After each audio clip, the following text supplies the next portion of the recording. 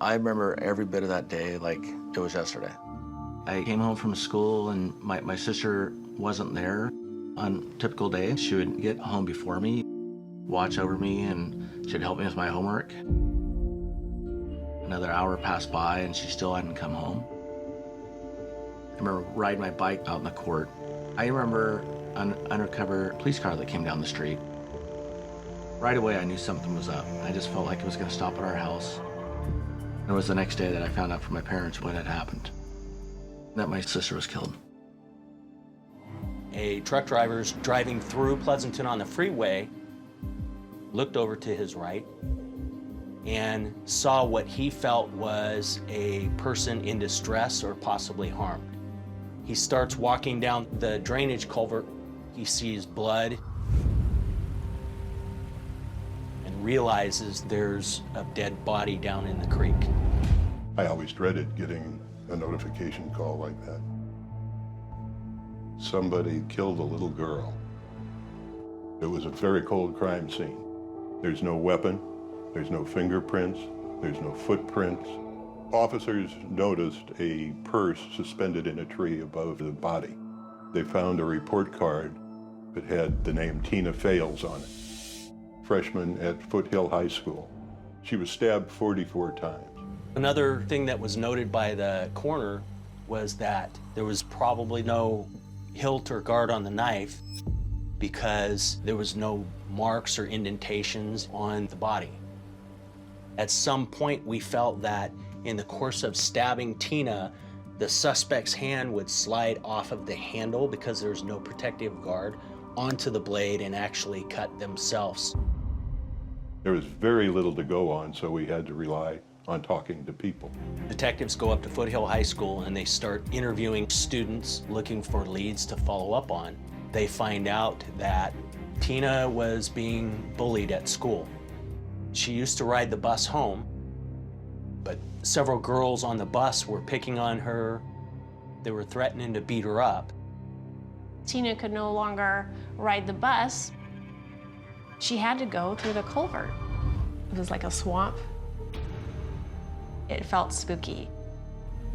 The tunnel itself seemed like crossing into another dimension. Once you got halfway, you couldn't see anything. It was pitch black. The day Tina was murdered, the girls that taunted Tina had thrown rocks at her. I think that day, one of them had said, "Hey, let's tie Tina to a tree and stab her." These girls were questioned. They did share that they didn't like her for whatever reason, but that particular day, the girls were actually in detention, so it wasn't possible for them to have been involved in killing Tina. Shortly before 3 p.m., 2 students were riding in a car. Steve Carlson and Todd Smith. Carlson remarked, "Look, there's Tina Fales," as she was headed toward the culvert. Steve sees a male student named Jeff Michelson running through the drainage culvert that goes under I-680 right around 3 o'clock or 3:05 at the time of the murder. Jeff Michelson becomes one of the first big suspects in the case. Investigators find out that Tina's mom, Shirley, has a boyfriend who has recently moved out. His name is Keith Fitzwater. Keith moved out of the Fales residence because he was creating some family tension in the house. I didn't care for Keith much at all. He was 15 years younger than my mom. He was in his early 20s at the time. He had a pretty bad temper. He started drinking heavily. He had been violent toward Shirley. A few days prior to my sister being murdered, my sister started yelling at him to leave my mom alone. It made me feel like it could be Keith. When detectives look into Jeff Michelson, they find out that he was known as the bully that picked on other smaller kids. According to eyewitnesses, on the day of Tina's murder, a kid named Steve Carlson was taken by Jeff and thrown into a dumpster. And they locked him in there for about 10 minutes before a teacher came and let him out. And then later, Steve Carlson sees Jeff in the general vicinity of the crime scene at the time of Tina's murder. Jeff carried a hunting-style knife in a sheath that he wore sometimes on his belt. Investigators went to interview him, and they noticed that he had a cut on his index finger. Officers got a search warrant and went to his house. They found 2 hunting knives. The hunting knives were sent to the crime lab. They were examined for traces of blood, and they were found to be clean. Investigators continued to look at Keith Fitzwater. He was physically, verbally abusive. The only time he was ever nice was the night when Tina died. You know, it was unbelievably nice, and it almost seemed suspicious. Keith asked his boss if he could get a ride from him to Shirley's house because Tina had been stabbed to death. Detectives spoke with his boss. The one thing that they find out is that Keith had a knife on his belt at the time, which he removed and asked his boss to hold on to it. He says, "Why do you want me to keep it?" And Keith said, "I don't want to go in the house with a knife." This certainly was suspicious behavior. You had to think something was going on. We retrieved the knife and sent it for analysis. It came back with no trace of blood.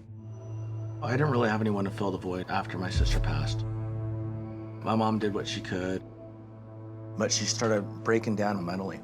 She was in constant dismay, just wanting to know what happened. As the case gets older and older, she slowly started deteriorating just mentally. She would always have her house spotless, and whenever she'd have these breakdowns, she wouldn't clean the dishes for months. I'm seeing her deteriorate, just go crazy right in front of me.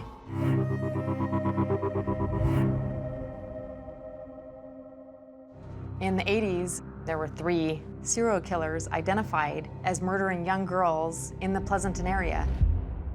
One of them has to be the person responsible for Tina's death. Where do we have the best chance of finding something that maybe was overlooked before? When I'm looking at the evidence photos, there is a purse hanging from the branches of a tree. Seeing the purse up in the tree just didn't make sense to me at all. I think Tina would try and hold on to her purse and possibly try and fight back with it, using it as a weapon. It just really clicked that probably the last person to touch this purse was the suspect. I handed it over through the chain of evidence to the FBI in Quantico, Virginia. One day I get a work call, and it's the FBI. The FBI agent says to me, "Do you want to know who killed Tina Fales?" The FBI found 4 drops of the suspect's blood on the purse. This solidified the theory that had gone back for decades, that the murderer's hand had slid down on the knife, possibly cutting himself. I wasn't ready for what I discovered. The FBI agent says, "It's Steve Carlson, the student who was locked in the dumpster."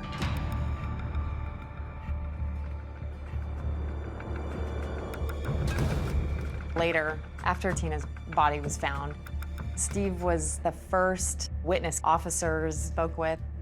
He told them that he saw a male student named Jeff Michelson in the general vicinity of the crime scene on that particular day. He was trying to push investigators toward another suspect. Steve was 16, Tina was 14. I just couldn't wrap my mind around the fact that a kid could kill a kid. It's just so heinous. You don't want to believe it. Steve's parents left him alone in the house. Steve went to the school and invited other students to come over to his house and drink and use drugs. Nobody wanted to go.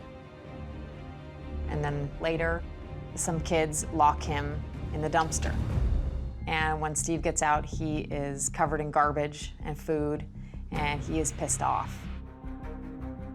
So at that point, Steve returned home to his house and got into his mom's car and started driving around the neighborhood. Steve tells them that Tina gives him a dirty look, like, why are you speeding through the neighborhood?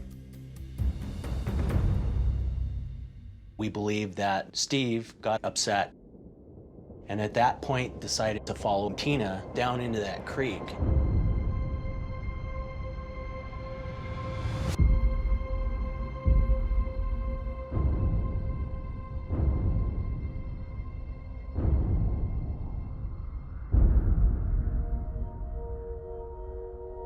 Steve's residence had a clear view of the culvert where Tina was killed.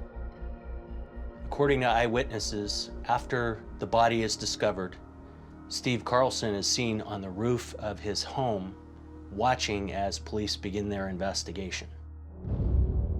We're looking into a homicide that occurred in Pleasanton in 1984 in high school. Do you remember that? You were in high school. Tina Fales got killed. Do you remember that? Yeah. We're recontacting old cases from that case, and we. Oh yeah, here you go. Steve became violently ill. You're under arrest for the murder of Tina Fales.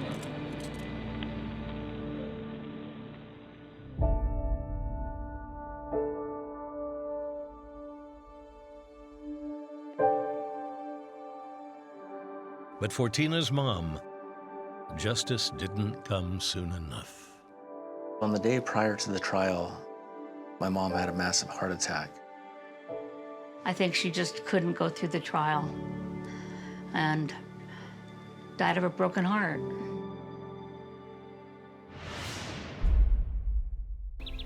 On a lazy summer afternoon, a love-struck couple drive into the woods of rural Washington, looking for the perfect hideaway, a secluded spot to carry out their secret romance. What they find is horror. They came across a log that was across the road. When they got out of the vehicle to move the log, they saw a body lying approximately 15 feet beyond that log. She was on her back. She was wearing a pair of bikini-style underwear, wearing a pair of knee-length socks, a pair of boots, and nothing else. Her blue jeans and clothing had been kind of strewn about. She had a wound to the right side of her head, and she's breathing, but she's not saying anything. The man sits her in the passenger seat of his little two-seater sports car, and the woman held her head up to keep her airway open. When they got to the hospital, it appeared that she was still alive, but by the time they were able to start examining her, she was deceased. She didn't have any ID on her, no purse, no driver's license, no identification card, so they didn't know who they had. Earlier that afternoon, before this grim discovery, 20-year-old Jody Loomis had jumped on her bike, headed for the stable, and to ride on her horse, Saudi. It was a beautiful day. Back in 1972, I'm 12. I took off down the road to meet my girlfriend. Jody decided she was going to go to Saudi and be back before dark. And she pedaled off. I was on my way home when I got a page. There was a suspicious death at Stevens Memorial. The duty nurse directed me back to a locked room where the body was. That was a troubling sight to have her laying there with just shoes, and her glasses were askew on her face, and she had a bullet hole in her head. We could see that there was dirt and leaves were stuffed in her underwear. Her boots would have been put on after the underwear was pulled back up. I observed what appeared to be seminal fluid in the crotch of the underwear. It was obviously some kind of a sexually motivated homicide. She was able to put her panties back on. She put her right shoe on, but she was apparently tying her left shoe when the killer shot her in the head. Jody's killer is still out there, and people fear he might strike again. That fear turns to panic when other young women begin to vanish. An individual was abducting young women off the streets. It wasn't any particular profile other than they were women and they were young and they were pretty. The individual that police believed responsible for that was a guy by the name of Ted Bundy.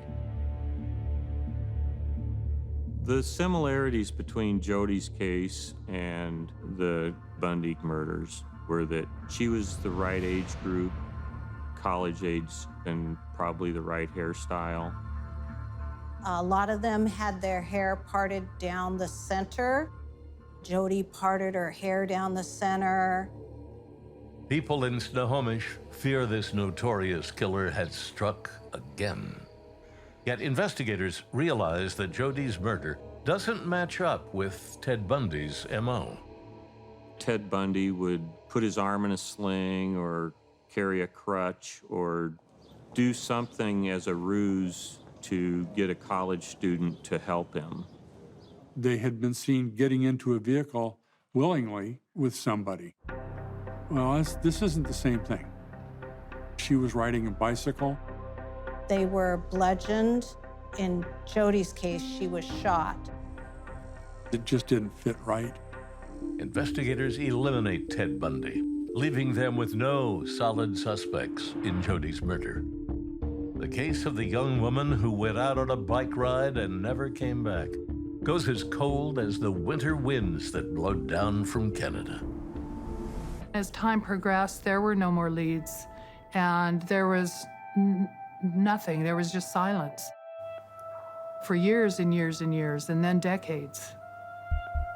I really felt that nobody cared.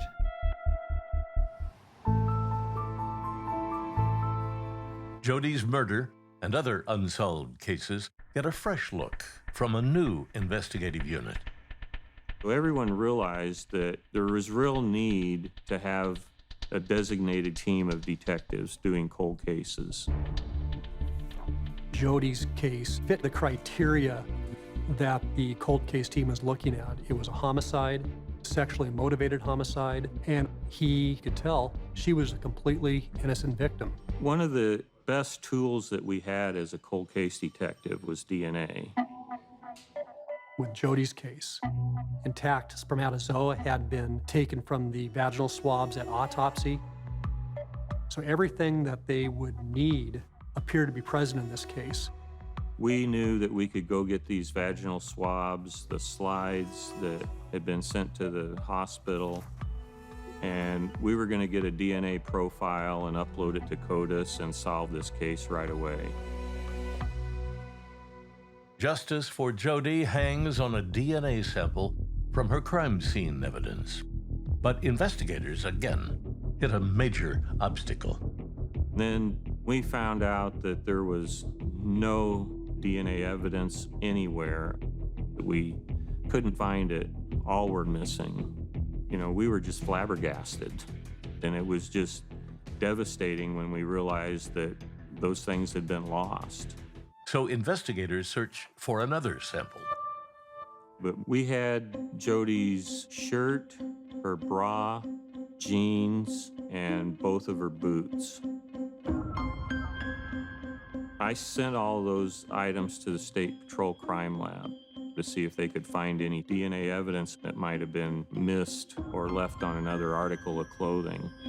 I got a phone call from the forensic analyst at the State Patrol Crime Lab telling me that he found a spot of DNA evidence on Jody Loomis's left boot.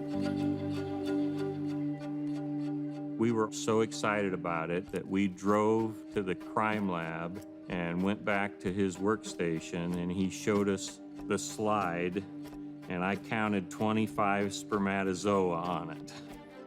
And it was like, yeah.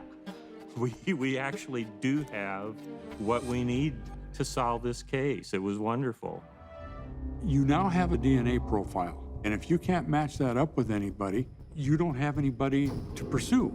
No suspect, no one being handcuffed, no one being charged, and no hope of that occurring anytime in the near future. I didn't know if I'd ever see the face of who murdered my sister. For 10 long years, there's not much to hold on to. That all changes with one forensic advance. Detective Scharf became aware of a new use of technology called forensic genealogy. Using a suspect's DNA, a genetic genealogist searches for partial matches in public DNA databases. Those partial matches lead to a family tree. Someone in that tree could end up being an exact match. The DNA information was sent to a genetic genealogist. And actually, she spent 58 hours over a 3-day period to come up with a son of Jaquetta and Albert Miller. Jaquetta and Albert Miller had 6 sons and 1 daughter. So now law enforcement had 6 males that one of them was likely the donor of that DNA.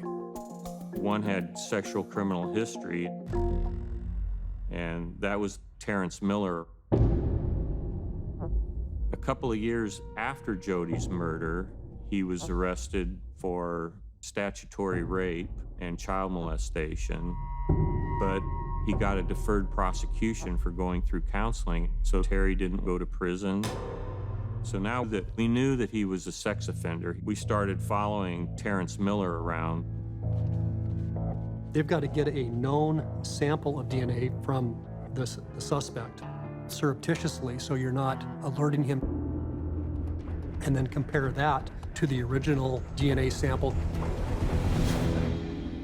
The only way this groundbreaking technology pays off is if undercover officers could get a sample of Terrence Miller's DNA.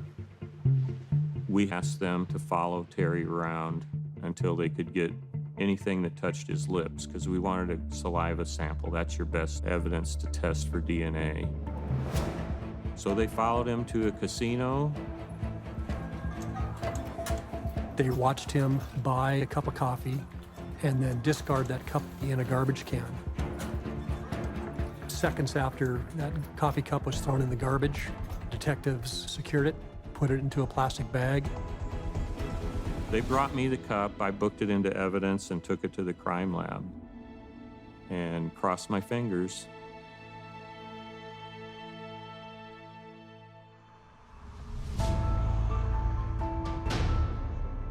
Just over a week later, the crime lab contacted Scharf.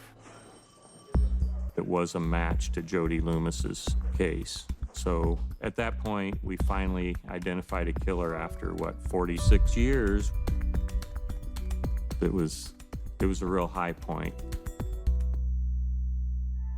Miller was ultimately charged with 1 count of first-degree murder, so premeditated murder. When Mr. Miller was in jail, he made a number of phone calls to his wife.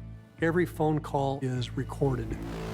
He had made comments to the effect that, I'm going to jail, they've got me, they got the DNA. The accused killer's trial finally begins. Monday morning, I was at my desk, and about 9:30, we received a phone call from patrol. They were at the Miller house. Terrence Miller had apparently committed suicide that morning. We were told the jury had not been informed that they were continuing to deliberate. Then they came back a little bit later on and said, all right, everybody to the courtroom. And the jury announces that he's guilty. Oh, thank goodness. There was no justice when that trigger was pulled. I wanted him to go to prison because I pretty much knew what was going to happen to him in prison, and it was not going to be pretty. I wanted them to see him be handcuffed and led from the courtroom. He took that from them. It's Halloween in the Rust Belt community of Oil City. 12-year-old Shauna Howe is leaving a Girl Scout party. Her best friend offers to walk her the extra block home. Shauna goes it alone. she would never be seen alive again. And Halloween would change forever. I used to love Halloween. I used to love to dress the kids up. Shauna loved Halloween too. I remember that morning, Shauna come over and she says, Mom, I've got the Girl Scouts tonight. We've got the Halloween thing. We're going up to the nursing home. She gave me a kiss and a hug and told me she loved me. And then she was gone. And that was it. They got out of Girl Scouts at between 7:30 and 8 o'clock. Shauna and Joey L had left together. Nobody was there to pick up Shauna because I forgot. They come out of the alley where the Girl Scout meeting was, and at the corner there, Joey L went straight down, and Shauna made the left and was coming up the street. Lucy calls, and I said, you know, Shauna ain't home yet. What time's that Girl Scout stuff? She says that should have been over. I started getting worried. I mean, even the latest party for the Girl Scouts wouldn't last that late. I told John to call like the hospitals to see if there'd been any type of accidents or anything. The police showed up, and they come to the house. Maybe she was lost, maybe she stayed at a friend's. I think that was the hope. And then other reports started coming in. Dan Payton was walking on West First Street in Oil City. He saw a little girl walking on the other side of the street. He then sees a tall, skinny guy wearing a ball cap. He hears a short scream. She was grabbed and taken into a car that left immediately. Dan thought it was a small red car. This is before the cell phones. So then he now, at 8 o'clock at night, has to knock on doors to have somebody call the police station. We got called in to help look for Shauna Howe. There's a lot of emotion involved. There's a little girl missing. How could this happen? We got a call that they found something, and they specifically wanted me to identify it. I walked up to it and took a close look at it.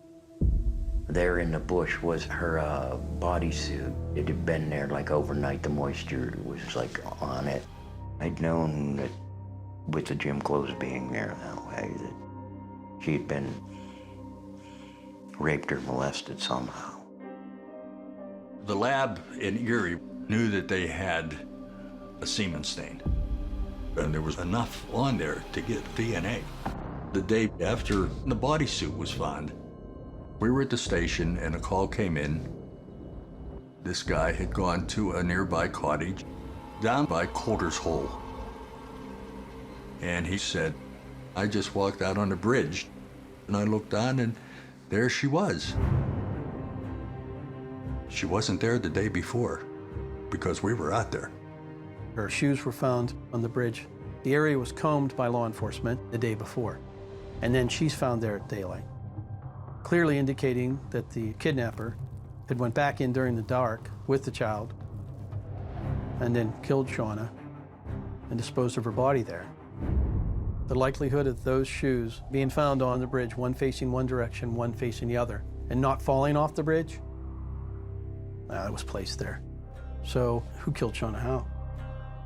Somebody was toying with us. So I'm sitting there, and all of a sudden I hear clump, clump, clump coming up the steps. My brother Keith literally falls in my lap and says, it's Shauna. I'm like, no, it can't be. It just can't. And Claire wraps his arms around me. And he says, it is, sis. I seen her. And I said, no. And I lost it.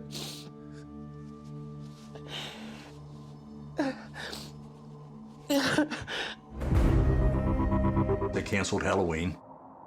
People were keeping a real close eye on their kids. They weren't letting them out. If this case was going to be solved, you had to find a match for that DNA.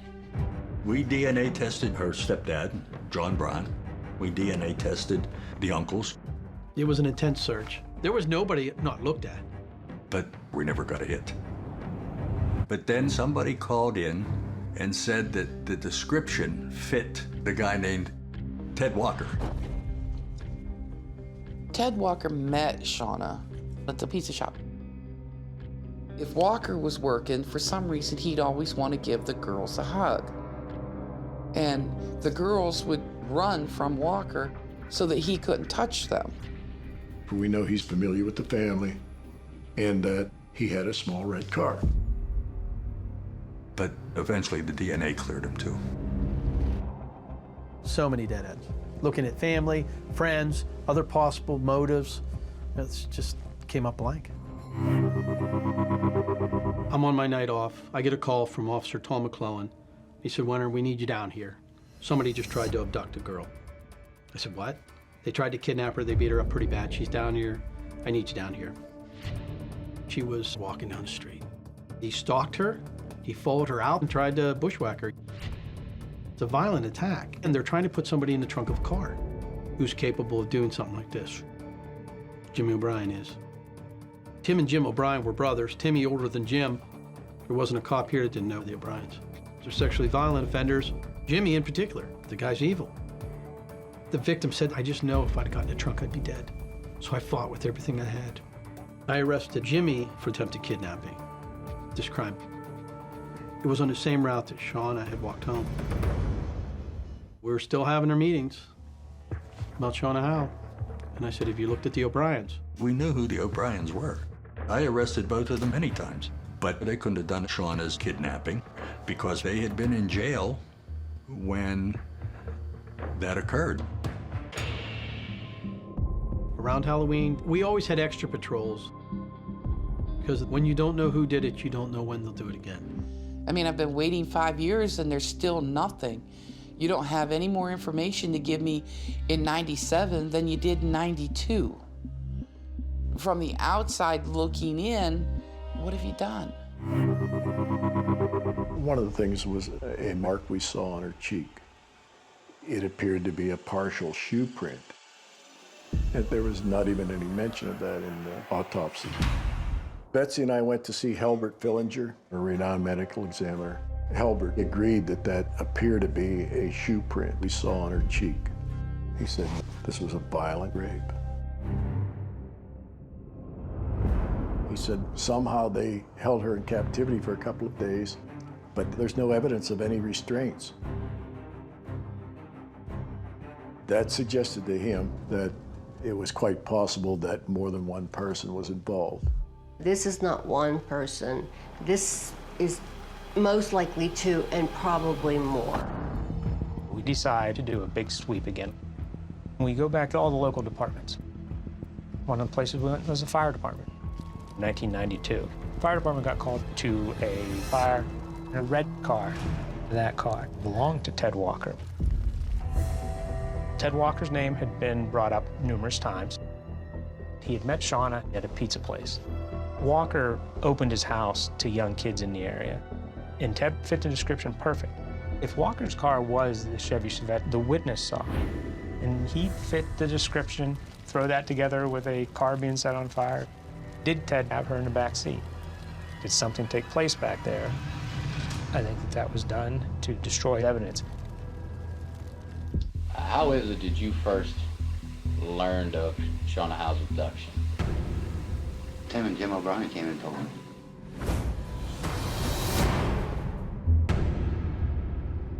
He hears about the case from Jim and Tim O'Brien, who come into his house. He could have made up any name. Nobody would have been able to question him on that. They just came running in telling me that a girl was kidnapped downtown. Ted Walker says the O'Briens told him about Shauna's abduction. So I asked Chuck Daly, "Hey, Chuck, do you ever look at the O'Briens?" And Chuck said, "Yeah, they were in jail. They couldn't have done it." That's when I realized I had never seen a report documenting that they had been in jail on the night of the abduction. So that's when I get a hold of Trooper John McClain, who was a friend of mine. I told him, "I'd like for you to get down and check if the O'Briens were in jail when Shauna was abducted." And then he came back to me and said, "Rick, they weren't there. They had bonded up." Now I'm believing that these guys are good for this. And we've spent all these years and all these resources, all the while believing that they were incarcerated. Tim O'Brien was in jail for sexually assaulting a girl. And his brother, Jim O'Brien, had been arrested by the Oil City police for trying to abduct a woman, trying to stuff her into a trunk. Early February is when I got the call from the crime lab. Jim O'Brien's a match. Jim and Tim O'Brien and Ted Walker. Ted Walker was arrested as an accessory to the homicide of Shauna Howe. Well, I grab a hold of her and take her How back. did you grab her? How around the shoulders. You grab her. Carry down, hand her to Tim. You hand her to Tim. They come in carrying Shauna. And go up the steps.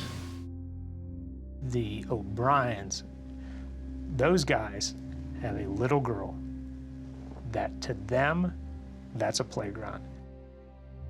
Once they got upstairs, I heard her screaming, struggling. Leave me go, get off me. We picked Halloween night. It was only supposed to be a prank. What happened, I think, is they assaulted her upstairs. Then they left, and that's when they went out to Coulter's Hole. But this bodysuit, I think they took her and they assaulted her again out there. Now this child doesn't have clothes. So they kept her in that car overnight, in the trunk.